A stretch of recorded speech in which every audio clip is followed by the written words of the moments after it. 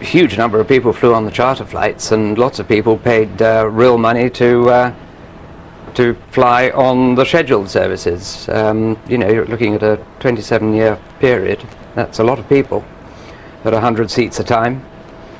But it was a privilege for everybody who had a chance to do it, and I admired the people that used their savings to fly on the aeroplane, and I gave them as much VIP treatment as I gave the Yul Brynners and the John Travoltas. And yeah, you must have a whole list of celebrities up your sleeve. Oh, we were looking as if he's about to head off. Yes, here we go. Right, this is it. He's got the throttles obviously wide open now, and the afterburners will be alight. The speed is going to increase, not quite as fast as the Edinburgh flight because the aeroplane is heavier, and it's probably reached the point now. We used a low decision speed on this runway, so he's probably committed himself to continuing the takeoff. And when we get a look up the back end, we'll be able to see, he's got the nose off already. So it's accelerating slower, so the nose is raised a bit slower, and he's taking it up to 12 degrees, and he's now just holding it at 12 degrees there. And there he goes, into the left-hand turn, and you can see Jamaica Bay there, and up comes the undercarriage.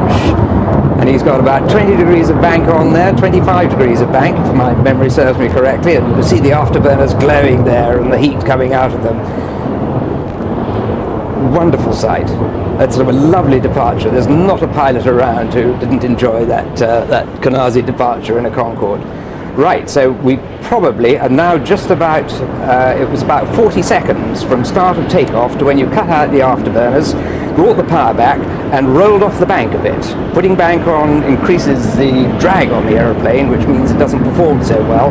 So when you cut out the power, you roll the bank off a bit. And he's now heading towards Canarsie Island to pick up a bearing from the beacon that's on Canarsie.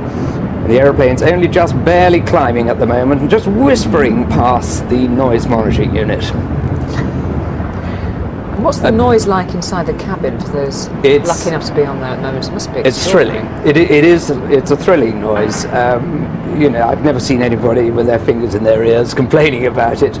But on one or two occasions, I did go and sit right down the back in the cabin crew seats in the galley, right next door to the engines.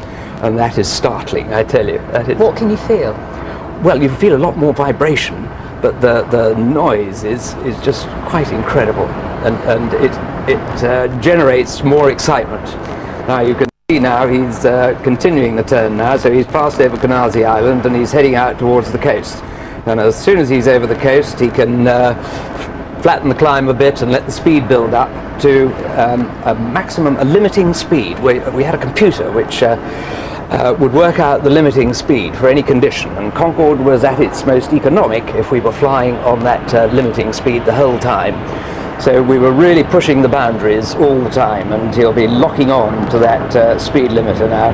And because he's out over the coast, there won't be any sort of level subsonic flight. As soon as the Mach number gets up to 0.93, if you're unrestricted, bring the afterburners in and continue that acceleration through Mach 1, climbing all the time, all the way across the Atlantic. It'll be what is called a cruise climb, where you keep full power on and you hang on to your limiting speed, which will eventually be Mach 2.02. It will shunt backwards and forwards from Mach 2 to 2.02. And you let the aeroplane find the height at which it can sustain Mach 2.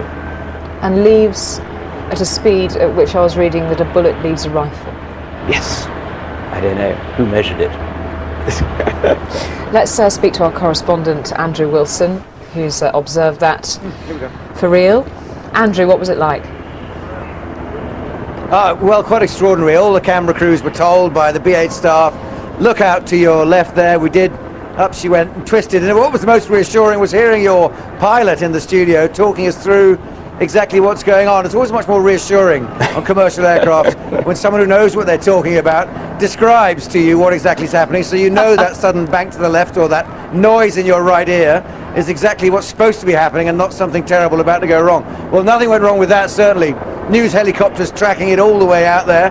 Mr. Pilot Bannister there taking it out over the sea. It's quite extraordinary. And all the staff, as I said before, from the Concorde Lounge and the ground crews and so on, joined us up here on the viewing deck to have the last look of what will be the last departure from JFK, leaving behind nothing now except a bit of tarmac that the Concorde was so used to, and now will be filled no doubt by other larger, more economical and probably more boring planes in the future.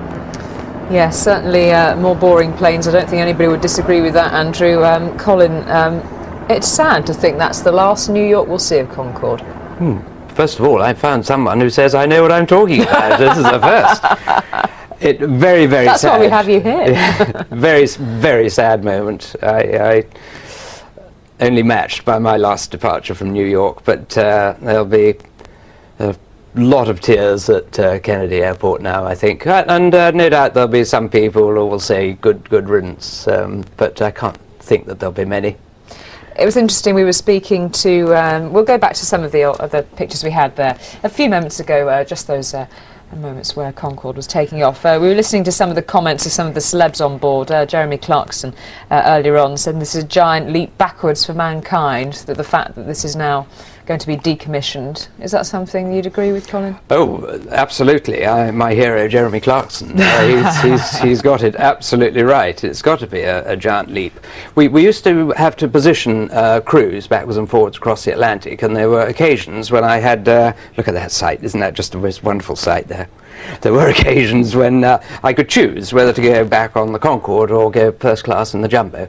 And just occasionally I used to think, well, I'll go first class on the Jumbo. And after about 3 hours, you realise you've had your meal, you've seen the movie, and then you think, what on earth do I do now? I've made a terrible mistake. I should have gone on the Concorde.